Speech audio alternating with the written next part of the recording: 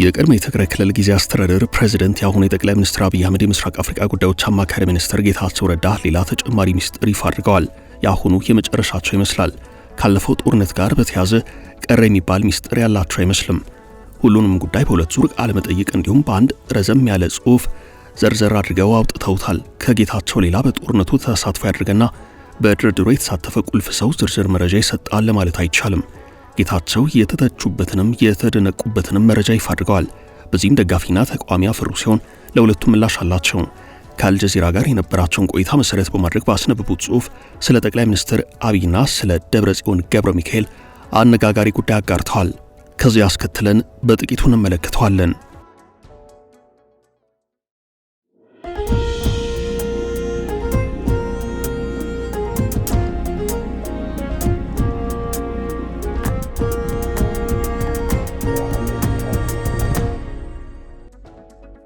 ጌታቸውና ደብረጽዮን ያችን ሰዓት ሁለቱም እናሸንፋለን ባሉ ጦርነት ተሸንፈው የመጨረሻው እስትንፋስ ላይ ደረሱበት ሁኔታ ነበረም። ሁለቱም ከስተው ጠቁረውና ተጎሳቅለው ይታያሉ። ሁለቱም ስጋት ላይ ወድቀው ነበረም። በአንጻሩ ጌታቸው ቢከሱም ቢጠቁሩም ፍርሃትና ስጋታቸው ከደብረጽዮንና ሌሎቹ የተሻለ ነበረም። ደብረጽዮን ጦርነቱን እንዳልፈለጉትና ተገደው እንደገቡ ከሁኔታቸው ይታያል። በአሜሪካ በአፍሪካ ህብረትና ሌሎቹ ማደራዳሪነት የመጣውን የፕሪቶሪያ የሰላም ስምምነት ደብረጽዮን በጣም ይፈልጉታል። ሂደቱን በተመለከተ መጨረሻ ላይ ጌታቸው ስለ ደብረጽዮን የተናገሩት ያንን ያሳያል። ከድርድሩ በፊት ለጥቂት ጊዜ ከእይታ የተሰወሩት ደብረጽዮን በሕይወት እያሉ ሞተዋል ተብሎ ነበርም። ድርጅታቸው ህወሓት ሳይቀር እንደ ዱቄት አየር ላይ የተበተነ ነው የተባለ የስነ ልቦና ጦርነቱ ከአቅማቸው በላይ ነበረም። መቀለና ድግራት ከተያዙ የህወሓት ነገር ያበቃለት መሆኑን እነ ደብረጽዮን አምነው የመጨረሻው የመዳን ተስፋቸውን ፕሪቶሪያ ላይ አድርገዋል። ያችን ሰዓት በጌታቸውና ደብረጽዮን መካከል ምን አይነት የስጋት የፍርሃትና የመሸበር ስሜት እንደነበር አቶ ጌታቸው በጽሑፋቸው እንዲያስቃኝተዋል። ደብረጽዮን መልእክት ላከልኝ። አድግራት ልትያዝ ጫፍ ላይ ናት። ስምምነቱ ይፈረማል ተብሎ በሚጠበቅበት ኖቬምበር 2 ደብረጽዮን በቦታው ያለው ሁናቴ ምን ያህል አደገኛ እንደሆነ የሚገልጽ ሌላ መልእክት ላከም። የግጭት ማቆም ስምምነቱ ዛሬ መፈረም ከተቻለ መልካም፣ ካልሆነ እንዴት መከላከል እንዳለብን ስልታዊ ውሳኔያችንን ዛሬ ወስነን እንተገብራለን። ከክስተቱ በኋላ ምንም አይነት ማስተካከያ ቢደረግ ፕሪቶሪያ በአመራሩ ዘንድ እንደ ህዝብ ግንኙነት ስራ አልታየም ነበር እያሉ ሁኔታውን ያስታውሳሉ። ትውስታቸውን ሲቀጥሉም ትግራይ ከዚህ በኋላ ልትሸከመው ማስችለውን ጦርነት ለማስቆም የተደረገ ሙከራ ነበረ። ኋላ ላይ የተሰጡ አስተያየቶች ልኡካን ቡድኑ ምዕራብ ትግራይን አሳልፎ ለመስጠት እንደፈለገ ወይንም ህገ መንግስታዊ ድንበር ጥያቄዎችን እንደተወ ይናገራሉ።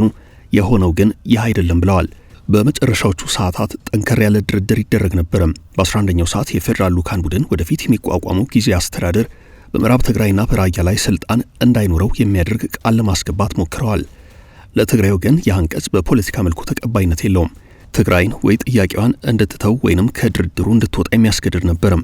ያ ቃል በስምምነቱ ውስጥ ቢቀጥል ኖሮ ንግግሩ የመክሸፍ ዕድሉ ሰፊ ነበርም። ስምምነቱ የዳነው በአመቻቾች ጣልቃ ገብነት በቀድሞ የኬንያ ፕሬዝዳንት ኡሁሩ ኬንያታና በጠቅላይ ሚኒስትር አብይ አህመድ ነበረ ሲሉ አቶ ጌታቸው ረዳ ያስታውሳሉ። ጌታቸው ስለ ስምምነቱ ውጤትና ዓላማ ሲያስረዱም የፕሪቶሪያው ስምምነት ጦርነቱን የማስቆም ተልዕኮ እንጂ መደራደር አልነበረም። ፕሪቶሪያ ለምን አከራካሪ እንደሆነ ለመረዳት የተፈረመበትን ሁኔታ ማስታወስ ይረዳል። ልኡካን ቡድኑ ፕሪቶሪያ ሲደርስ ለመደራደር አልነበረም። የመጣው በትግራይ ጦርነት ጊዜ ውሳኔ ሰጪ ከሆነው ከማዕከላዊ ኮማንድ በተሰጠ ትዕዛዝ ነበር። ምንም አይነት ቅድመ ሁኔታ ሳያስቀምጡ በተግባር ግጭት ለማቆም መስማማት የሚል ነበረ። በጦር ሜዳ የነበረው ሁኔታ መቀልበስና የሰብአዊ ቀውስ መባባስን ተከትሎ አመራሩ ከመደራደር ይልቅ ደም መፋሰሱን ማስቆም ላይ ቅድሚያ ሰጥቶ ነበረ። በዚህ ዋና ምክንያት የትግራይ ፖለቲካና ወታደራዊ አመራር በፕሪቶሪያ ላይ ግልጽ የሆኑ ስምምነቶችን የሚያፈርሱ ነጥቦችን ላለማንሳት ወስኖ ነበረ። ከህወሓት ሊቀመንበር ደብረጽዮን ገብረ ሚካኤል በበለጠ አጽንኦት የገለጸ አልነበረም። እርሳቸውም ልኡካኑን ሳያዘገዩ እንዲፈርሙ ደጋግማ አሳስበዋል። ስለ አጠቃላይ ጦርነቱ አካሄድ ሰው የፈለገውን ቢያስብም መጨረሻ ላይ የነበረው የኃይል ሚዛንና የሰብአዊ ሁናቴ አዋጭ የሆኑ አማራጮችን አጥብቦ ነበረ ብለዋል።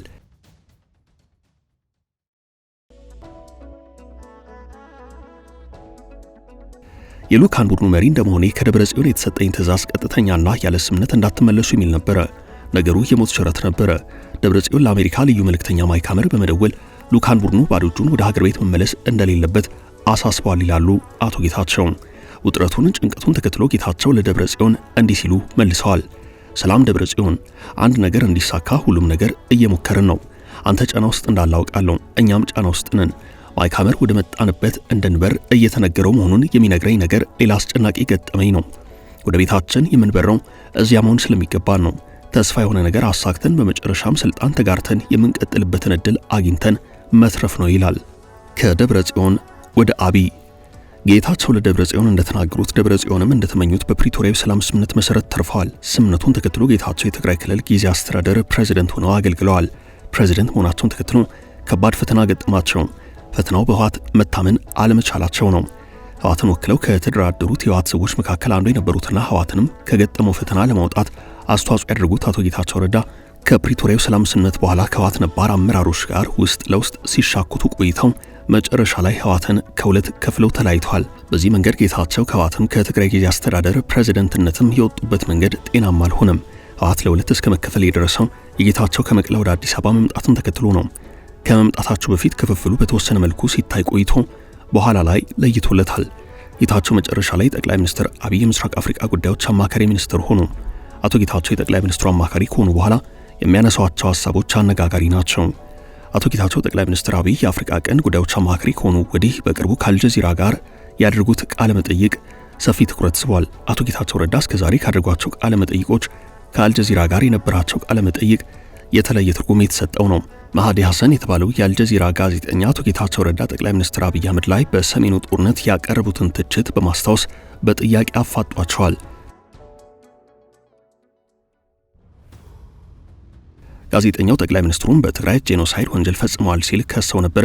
አሁን በእርሳቸው አስተዳደር ሹመት አግኝተዋል፣ እንዴት ወንጀል ፈጸሙ ካሉት አካል ጋር አብረው ይሰለፋሉ በማለት የሚጠበቅ ግን ደግሞ ለመመለስ ፈታኝ የሆነ ጥያቄ አንስቶባቸዋል። አቶ ጌታቸው ጠቅላይ ሚኒስትሩ በወቅቱ ይህን ክስ ያሰሙት በጦርነቱ ግለት ላይ ሆነው እንደሆነ ቢናገሩም ጋዜጠኛው በቀላሉ የሚለቃቸው አልሆነም።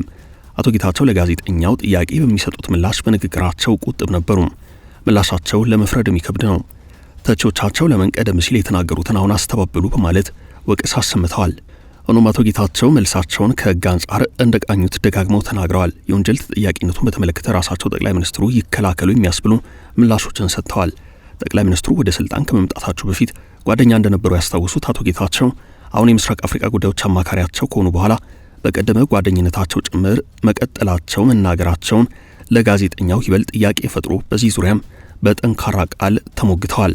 ደጋፊዎቼና ተቃዋሚዎቼም የጠቅላይ ሚኒስትሩ የምስራቅ አፍሪካ ጉዳዮች አማካሪ ሚኒስትር ጌታቸው ረዳ እስከዛሬ ካደረጓቸው ቃለ መጠይቆች ከአልጀዚራ ጋር ያደረጉት ቃለ መጠይቅ የተለየ ፖለቲካዊ ትርጉም ይዞ የብዙዎች መነጋገሪያ መሆኑ በጉዳይ ላይ የሰጡት ምላሽ ደጋፊዎችና ተቺዎች በሚል የተከፋፈለ ነው። አቶ ጌታቸው በዚህ ጽሑፋቸው የጠቅላይ ሚኒስትሩን ስም በመጥፎ አላነሱም። ለስምምነቱ መሳካት የነበራቸውን ትልቅ ሚና በመጥቀስ ነበር የሰላም ሰው ሲሉ የገለጿቸው። በዚያኛው ቃለ መጠይቅ ላይ የአቶ ጌታቸው ምላሽ ከሕግ አካሄድና ከኃላፊነት ቦታ ጋር የተያዘ ነው። የጠቅላይ ሚኒስትሩ አማካሪ በሆኑበት በዚህ ሰዓት እንደ ሌላ ሰው ወይንም እንደ ቀደመው አቋማቸው ጠቅላይ ሚኒስትሩን ሊተቹ አይችሉም። ወንጀለኛ ነው ይላሉ ተብሎ የሚጠበቅ አይደለም። ጉዳዩ በሕግ እንዲታይና በዚያ መሰረት ጠቅላይ ሚኒስትሩ ከተጠየቁ ራሳቸው ምላሽ ይስጡ አይነት አቋም ነው ያንጸባረቁት።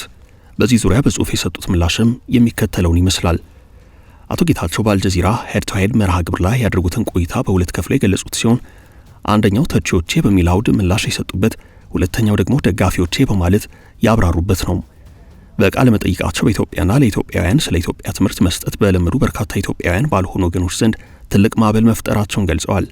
በትግራይ የነበረው ጦርነት እጅግ የበዛ ሐዘን፣ ቁጣና ያልተቋጨ ጉዳዮችን ጥሎ ያለፈ መሆኑን ያስታውሱት አቶ ጌታቸው በመድረኩ ጮክ ብለው ይደመጡ የነበሩት ክርክሮች እኔ ስላልሁት ነገር ሳይሆን የተለያዩ ቡድኖች የፕሪቶሪያው ስምምነት ምን እንዲሆንላቸው እንደሚፈልጉ የሚያሳዩ ነበሩ ብለዋል። ደጋፊዎቻቸውና ተቃዋሚዎቻቸው ለንግግራቸው ቃና የተለያየና የሚጋጭ ትርጉም እንደሰጡት የገለጹት አቶ ጌታቸው ወደፊትም ስለ ሰላም የምከፍለውን ዋጋ ቀጥላለሁ ብለዋል። በኢትዮጵያ የቅርብ ጊዜ ታሪክ አውዳሚ ጦርነት ካስቆሙ በኋላ ዘላቂ ሰላም አሁንም በሙሉ እግሩ እንዳልቆመ ገልጸዋል። በአጠቃላይ ጠቅላይ ሚኒስትሩ የምስራቅ አፍሪካ ጉዳዮች አማካሪ ሚኒስትር ጌታቸው ረዳ ከዚህ ቀደም በሌላ ቃለ መጠይቅና በሌላ ጽሑፍ በተመሳሳይ መልኩ ደጋግመው ባስተላለፉት መልእክት ሌላ ዙር የጦርነት ስጋት እንዳለባቸው ጠቁመው ነበርም። የጦርነት ስጋቱን ከወደ ትግራይ ያደርጉታል። አቶ ጌታቸው እንደማንኛውም ከፍተኛ አመራር እንዲሁም ፖለቲከኛ በትግራይ ሌላ ዙር የጦርነት ስጋት እንዳለባቸው እየገለጹ ያሉት በመጀመሪያው የፕሪቶሪያው ሰላም ስምምነት ባለመተግበር ሲሆን በተፈጠረው የኃይል አሰላለፍ ጽምዶ የተባለው የህወሓትና የኤርትራ ግንኙነት ጤናማ እንዳልሆነም ተናግረዋል። ይህ የበርካቶች የጋራ ስጋት ሆኖ እየተገለጸ እየተዘገበም ማሳሰቢያም እየተሰጠበት ያለ ጉዳይ ነው።